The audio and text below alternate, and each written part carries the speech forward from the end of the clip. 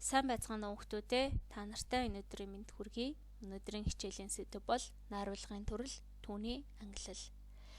За, хичээлийнхэн дүмнэх мэдлэгийг эсэргээж үзвэл одоо найруулгын хэм хэмжээ гэж юу вэ гэдэг талаар тайлбарласан. За, найруулгын хэм хэмжээ гэдэг нь үг хэллэг, өгүүлбэр, найруулгын зохистой хэрэглэг, баримтлах одоо шаардлага, дүрм журам юм аа. Өөрөөр хэлбэл энэ нь бичгийн хэлний хэм хэмжээний хүрээнд хэрхэн зөв, товч, тодорхой, ойлгомжтой ярьж очих болохыг судалдаг. За, харин дотор нь утгын хэм хэмжээ, за хэлний хэм хэмжээ, найруулгын хэм хэмжээ, хэл найруулгын соёлын хэм хэмжээ, хэм маягийн хэм хэмжээ гэж авч үздэг. За, тус бүрийн жишээг бас бичлэгээ зогсон дэлгэрүүлэн хараарай. За, хүмүүс бүхий л амьдралаа ямар нэгэн харилцааны дунд өнгөрөөдөг бөгөөд одоо энэхүү харилцааны үүрэг зорилго нэг нэгээсээ ялгаатай. Эндээс л одоо найруулгын хэм маяг төрөл гэсэн ухтгуун ойлголт гарч ирнэ. За, найруулгын төрөл гэсэн ухтгууныг дараах одоо эрдэмтэн, судлаачд дараах төрлөөр нь за ангилж одоо тус бүр судалсан байдаг. За, орчин цагийн монгол хэлэнд болохоор найруулгын төрлийг бичгийн ярианы гэж хоёр ангиллаад түүнд төр бичгийн хэлний албан бичгийн шинжлэх ухааны сонин нийтлийн уран зохиолын гэсэн найруулгын төрөл зүйлүүд байна. За, тус бүрийн ойлголтыг дэлгэрүүлбэл албан бичгийн найруулга гэдэг бол хэрэг явдлын тухай дэс дараалан нарийн тоож бичсэн баримтчгийн хэл найруулга юм. За, шинжлэх ухааны гэдэг нь байгалийн эмдэх хэрэг явдлын тухай өгүүлэхдээ түүний зүй тогтол харьцааг эргэцүүлэн дүгнсэн бичгийн хэл найруулга. За, сонин нийтлийн найруулга гэдэг бол хэрэг явдлын учир утгыг хэлбэрчлэн тайлбарлах, мэдээлэх, дамжуулах зорилготой учир зүйн нотолгоо хийдэг бичгийн найруулга мөн. За, харин уран зохиолын найруулга гэдэг бол байгалийн эмдэх хэрэг явдлын утга, соёлын үүднээс бүтээлч сэтгүүн түвшинд уран дүр төрслөөр бичсэн найруулгыг хэлдэг.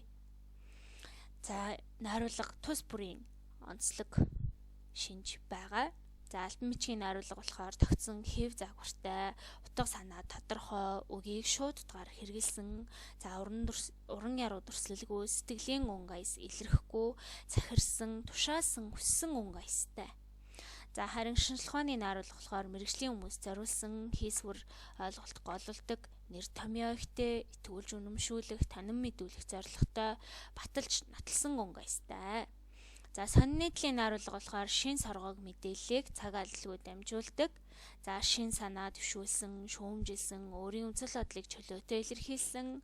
За, тэгээд уран дүрслэл, далд санаа бүхий үг хэллэг ашигласан, сэтгүүлч бичигчийн сэтгэлийн өнгө аяс илэрсэн, баймж үнэлэмж ихтэй.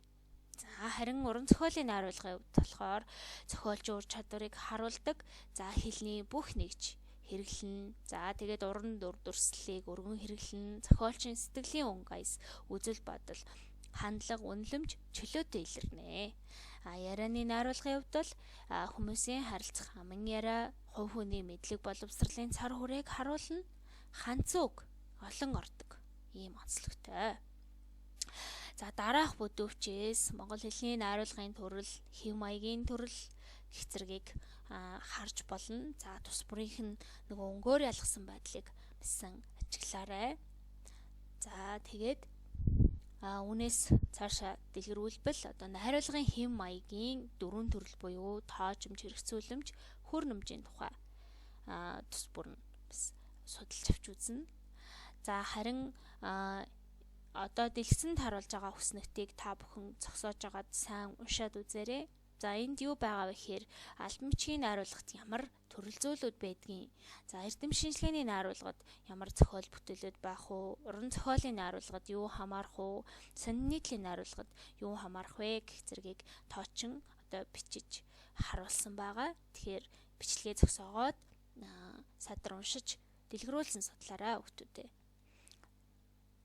За, найруулгын хэв маягийн үндсэн дөрвөн төрлийн тус бүрийн онцлогийг авч үзвэл, за, хөр нэмжийн хэв маяг болохоор хэрэг явдлыг цагийн дарааллын дагуу эхнээс нь дуустал одоо энгийн ойлгомжтой хөр нүгээс их байдаг. За, тоочимжийн хувьд болохоор юмс үзэгдлийн гадаад дотоод шинжийг нэгэн зэрэг цагт зэрэгцүүлэн зургалсан их юм.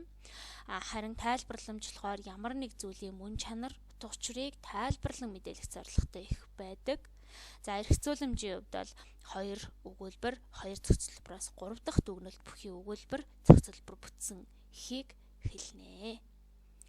За тэгээд өнөөдрийн хичээлд анхаарал хандуулсанд баярлалаа. Өнөөдрийн хичээлээр эрдэм шинжилгээний сонин нийтлийн, уран зохиолын, албан бичгийн гэсэн 4 найруулгын төрөл тус бүрийг ялган баттахын тулд дараах дасгалыг харгалзуулж хийгээрэй. Баярлалаа. Амжилт хүсье.